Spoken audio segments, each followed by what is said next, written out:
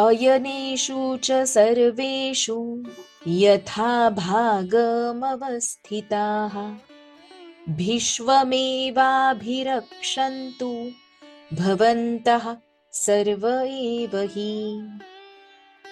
शब्दार्थ. अयनेषु व्यूहरचनेतील महत्वाच्या ठिकाणी च सुद्धा सर्वेषु सर्व ठिकाणी यथाभागम निरनिराळ्या नेमलेल्या स्थानी अवस्थिताः स्थित असलेले भीष्मं पितामह भीष्मांना एव निश्चित अभिरक्षन्तु सर्व प्रकारे सहाय्य करा भवन्तः तुम्ही सर्वे सर्वांनी एव हि निश्चितच अयनेषु च सर्वेषु यथा भागमवस्थिताः भीष्ममेवाभिरक्षन्तु भवन्तः सर्व एव हि. आता तुम्ही सर्वांनी सैन्य व्यूह रचनेतील नेमक्या ठिकाणी उभे राहून पितामह भीष्मांना पूर्ण सहाय्य केले पाहिजे. तस्य संजनयन हर्षं कुरु वृद्ध पितामह सिंहनादं विनद्योच्चैः शंखं दध्मौ प्रतापवान. शब्दार्थ. तस्य त्याचा संजनयन वाढवित हर्षम हर्ष आनंद कुरुवृद्ध कुरुवंशातील वयोवृद्ध भीष्म पितामह पितामह सिंहनादम सिंहगर्जनेप्रमाणे विनद्य निनाद करीत उच्चैः उच्च स्वरात शंखम शंख दध्मौ वाजविला प्रतापवान पराक्रमी. तस्य संजनयन हर्षं कुरु वृद्ध पितामह सिंहनादं विनद्योच्चैः शंखं दध्मौ प्रतापवान. नंतर कुरुवंशातील वयोवृद्ध महापराक्रमी आणि सर्व योद्ध्यांमधील अग्रणी अशा भीष्मांनी सिंहगर्जने समान शंखनाद केला आणि यामुळे दुर्योधन आनंदित झाला. ततः शंखाश्च भैर्यश्च पणवानक गोमुखाः सहसैवाभ्यहण्यन्त सशब्दस्तु मूलोऽभवत्. शब्दार्थ. ततः त्यानंतर शंखाः शंख च सुद्धा भैर्यः मोठे नगारे भेरी च आणि पणव आनक लहान ढोल आणि तुतार्या गोमुखाः रणशिंगे सहसा अचानकपणे एव खचितच अभ्यहण्यन्त एकाच वेळी वाजू लागली. सहा तो शब्द हा एकत्रित झालेला ध्वनी तूमुलहा भयंकर अभवत झाला. ततः शंखाश्च भैर्यश्च पणवानक गोमुखाः सहसैवाभ्यहण्यन्त सशब्दस्तु मूलोऽभवत्. त्यानंतर शंख ढोल भेरी नगारे तुतार्या आणि रणशिंगे एकत्रितपणे वाजू लागली आणि त्यांचा एकत्रित ध्वनी अत्यंत भयंकर होता. ततः श्वेतैर्हयैर्युक्ते महती स्यंदने स्थितौ माधवः पांडवश्चैव दिव्यौ शंखौ प्रदध्मतुः. शब्दार्थ. ततः त्यानंतर, श्वेतैः श्वेत किंवा शुभ्र, हयैः घोड्यांनी, युक्ते युक्त अशा, महती एका महान, स्यंदने रथात, स्थितौ स्थित, माधवः श्रीकृष्ण लक्ष्मीपती, पांडवः पांडुपुत्र अर्जुन,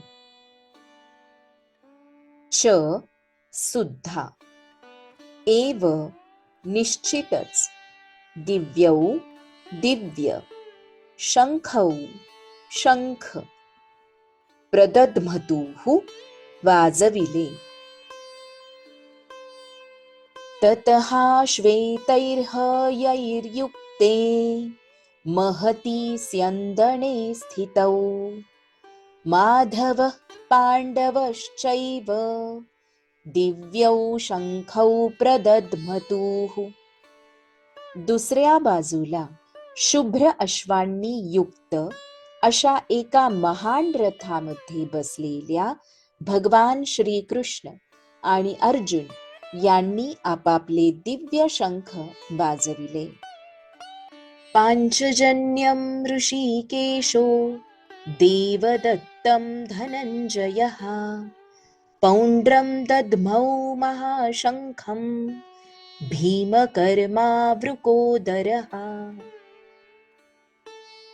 शब्दार्थ. पांचजन्यम, पांचजन्य नावाचा शंख, ऋषिक ईशः ऋषिकेश श्रीकृष्ण जे भक्तांच्या इंद्रियांना मार्गदर्शन करतात. देवदत्तम, देवदत्त नावाचा शंख, धनंजयः धनंजय धनावर विजय प्राप्त करणारा अर्जुन. पौंड्रम, पौंड्र नावाचा शंख, दध्मौ वाजविला, महाशंखम भीषण शंख, भीमकर्मा अतिदुष्कर कर्म करणारा. वृक उदरः अमर्याद भक्षण करणारा भीम. पांचजन्यं ऋषिकेशो देवदत्तं धनंजयः, पौंड्रं दद्मौ महाशंखं भीमकर्मावृकोदरः. भगवान श्रीकृष्णांनी आपला पांचजन्य नावाचा शंख वाजविला.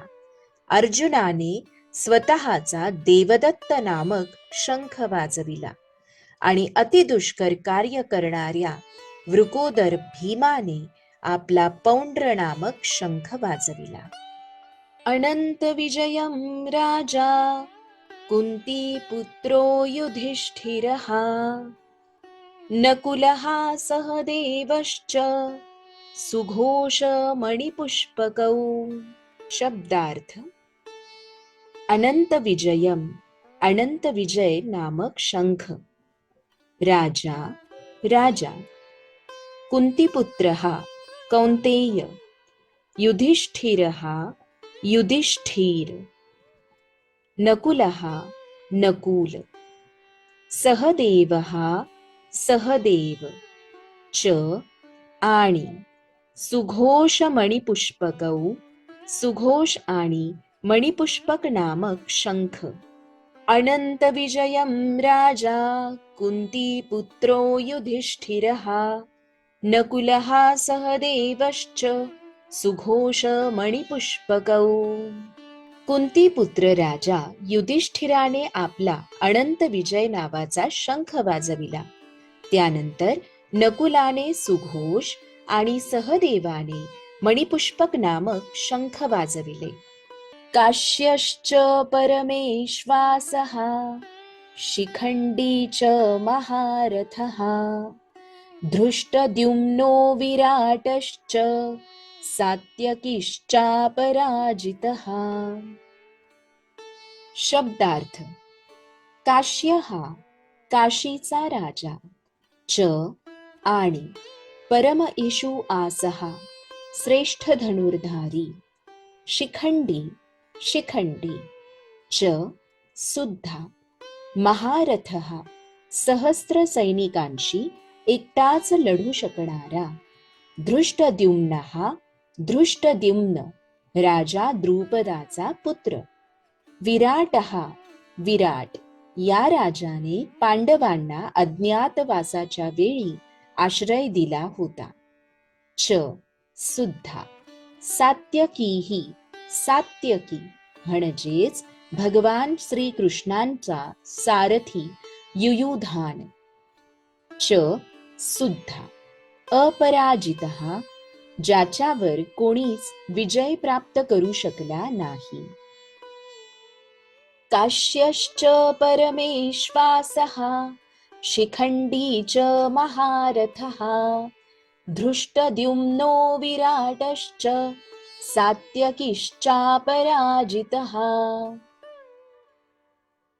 महान धनुर्धर काशी नरेश कश्य, श्रेष्ठ योद्धा शिखंडी, महान रथी धृष्टद्युम्न, विराट आणि अजिंक्य अपराजित असा सात्यकी या सर्वांनीही आपापले शंख वाजविले. द्रुपदो द्रौपदेयाश्च सर्वशः पृथ्वीपते सौभद्रश्च महाबाहु शंखान दद्मुः पृथक् पृथक्. शब्दार्थ द्रुपदः पांचाल देशाचा राजा द्रुपद. द्रौपदेयाः द्रौपदीचे पुत्र. च सुद्धा सर्वशः सर्वजण. पृथ्वीपते हे राजन. सौभद्रः सुभद्रापुत्र अभिमन्यू. च सुद्धा महाबाहुः विशाल भुजा असलेला. शंखान शंख. दद्मुः वाजविले. पृथक् वेगवेगळे. द्रुपदो द्रौपदेयाश्च सर्वशः पृथ्वीपते सौभद्रश्च महाबाहु शंखान दद्मुः पृथक् पृथक्. हे राजन, हे धृतराष्ट्रा, पांडवांच्या बाजूने असलेले पराक्रमी योद्धे, पांचाल देशाचा राजा द्रुपद, द्रौपदीचे पुत्र आणि महाबली सुभद्रेचा पुत्र अभिमन्यू यांनीही सर्व बाजूंनी आपापले शंख वेगवेगळ्या प्रकारे फुंकले. सघोषोधार्त राष्ट्राणां हृदयानि व्यदारयत् नभश्च पृथ्वीं चैव तुमुलोऽभ्यनुनादयन्. शब्दार्थ सहा तो घोषः ध्वनी धार्तराष्ट्राणां धृतराष्ट्रांच्या पुत्रांची हृदयाणी हृदये व्यदारयत विदीर्ण केली. नभः आकाश. च सुद्धा पृथिवीं पृथ्वीतल. च सुद्धा एव निश्चितच. तुमुलः निनाद. अभ्यनुनादयन् दुमदुमून गेला. सघोषोधार्त राष्ट्राणां हृदयानि व्यदारयत् नभश्च पृथिवीं चैव तुमुलोऽभ्यनुनादयन्. हा विविध प्रकारचा शंखनिनाद वाढतच गेला. या निनादाने आकाश आणि पृथ्वीतल दुमदुमून गेले आणि धृतराष्ट्रपुत्रांची हृदये विदीर्ण झाली. अथ व्यवस्थितान् दृष्ट्वा धार्तराष्ट्रान् कपिध्वजः प्रवृत्ते शस्त्रसम्पाते धनुरुद्यम्य पाण्डवः ऋषिकेशं तदा वाक्य मिदमाह महीपते. शब्दार्थ. अथ त्यानंतर, व्यवस्थितान स्थित, दृष्ट्वा पाहून, धार्तराष्ट्राण धृतराष्ट्रपुत्र, कपिध्वजः ज्याच्या ध्वजावर हनुमानाचे चिन्ह आहे, प्रवृत्ते युद्ध आरंभ होण्यापूर्वी, शस्त्रसंपाते बाण चालविण्यापूर्वी, धनुः धनुष्य उद्यम्य उचलून, पांडवः पांडुपुत्र,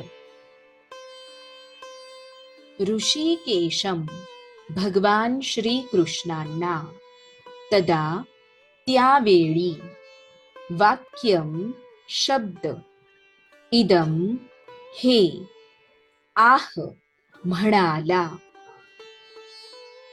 महीपते हे राजन. अथ व्यवस्थितान दृष्ट्वा धार्तराष्ट्रान् कपिध्वजः, प्रवृत्ते शस्त्रसंपाते धनुरुद्यम्य पाण्डवः, ऋषिकेशं तदा वाक्य मिदमाह महीपते. हनुमानाचे चिन्ह असलेल्या ध्वजाच्या रथावर आरूढ असलेला पांडुपुत्र अर्जुन त्यावेळी धनुष्य हाती घेऊन बाण सोडण्यास सज्ज झाला. हे राजन, व्यूहरचनेतील धृतराष्ट्रपुत्रांकडे पाहून अर्जुन भगवान श्रीकृष्णांना पुढील प्रमाणे म्हणाला. श्रीकृष्णार्पणस्तु.